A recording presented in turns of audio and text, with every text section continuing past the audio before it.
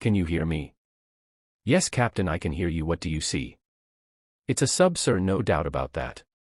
Do you hear that? Yes, sir, I do. Sounds like hammering. It's coming from midship. I'm moving toward there now. When you get there, tap on the wall, see if you can get a response.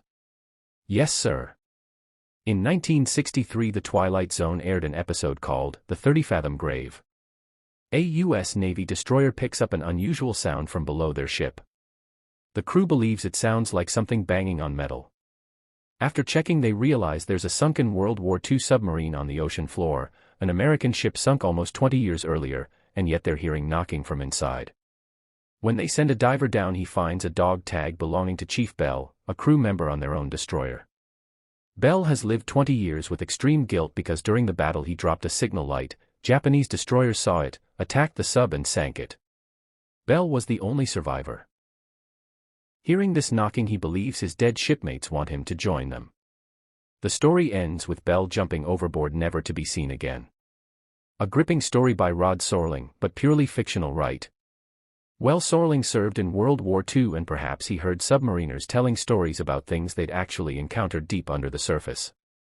These are true stories from submariners about their submarines being haunted.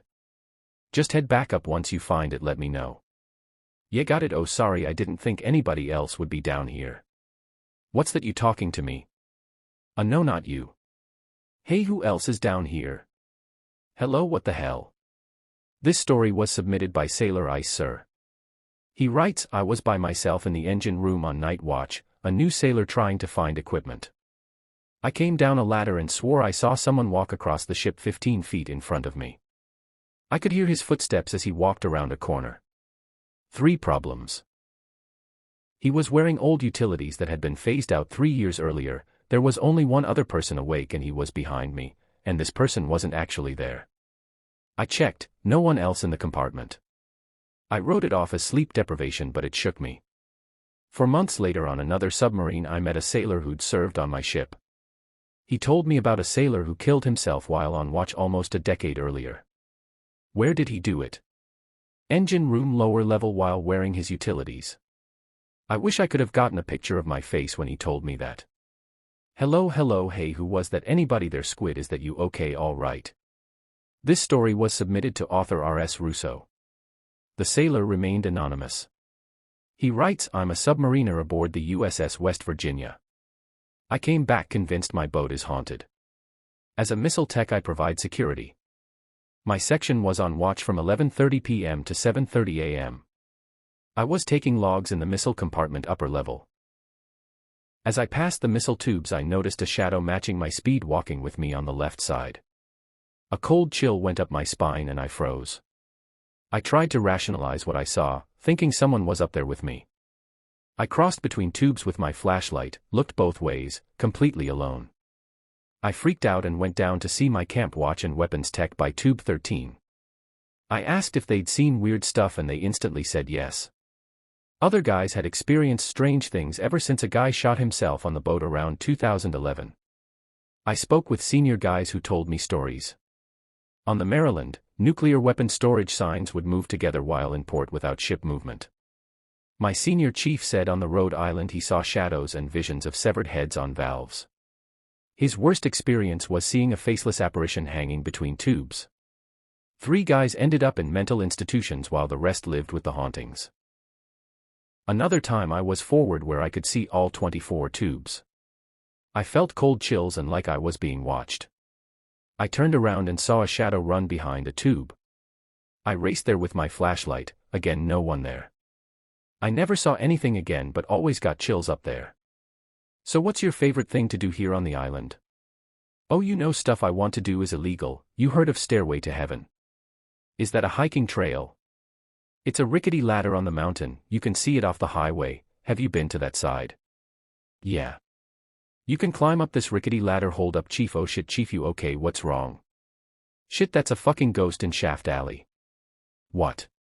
That's a fucking ghost in Shaft Alley. This story was submitted by Drift Wolf. He writes, Submariner here, few things as unnerving as wandering the engine room from 11:30 p.m. to 5:30 a.m. alone when the boats shut down in port, very quiet. During one period in Pearl Harbor, people complained about uneasy feelings. I was on midwatch when a senior chief came for his required 3 a.m. tour. We saw him walk past toward Shaft Alley. This crusty old senior chief usually spent time sitting in lower engine room contemplating life alone. What we didn't expect was seeing him literally running back minutes later, pale-faced and breathing heavily. We sat up thinking we'd deal with some ship casualty.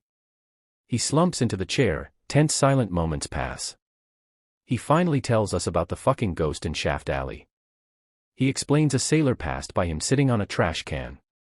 He called out but realized the guy wasn't dressed right, like old World War II uniforms. He got up to catch the guy and did catch up. The guy turned toward him, senior chief looked right at him, then the guy turned and literally walked through the back of the boat, right through the wall. Senior chief decided to leave Shaft Alley promptly. He swears he knows what he saw and isn't crazy. I wasn't about to leave our area that night to find out. These stories came from comments where submariners shared experiences. Matthew Casey writes, I was on the USS Florida, one night felt a presence, found out a crewman had killed himself and his ghost ran around the ship. I found a small mural in the torpedo room dedicated to him, others had been visited by him, a radioman.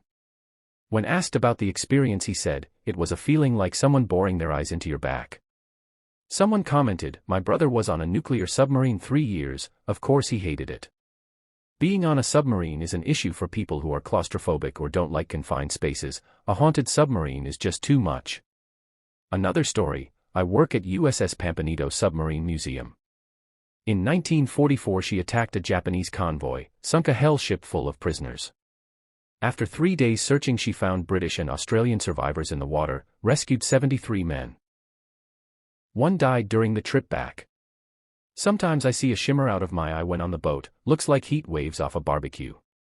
Quick to disappear, only happens on the Pampanito, never on dock or office. I've seen it too consistently to write off as nothing. Mark Miner writes, we had the ghost of a dead shipyard worker from Newport News where the USS John Marshall was built in the 60s, not only one sailor saw it. Another viewer writes, I was stationed on a submarine in Connecticut in 2000.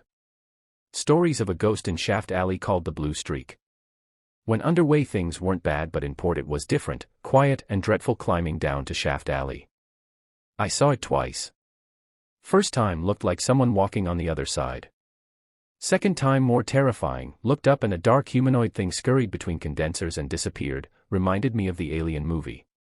I ran out of there. It's interesting doing research for episodes like this. Since these are smoke pit stories I wondered about smoking on submarines. Around the 1970s smoking was allowed everywhere on submarines. By 2000 only 2 6-by-6-foot smoking areas remained, one in engine room, one forward. Due to equipment damage concerns and risks to non-smokers, smoking was banned on submarines in 2010. One reason against banning was, smoke pits are important for spreading information, though most officers and senior personnel don't smoke so it's unclear how critical they are for mission information. I'm not sure if submariners still gather in smoke pits but these ghost stories are the kinds you might hear there. Thank you all who submitted ship stories. Of all places to experience a haunting, a confined tube deep under the ocean is hardly ideal.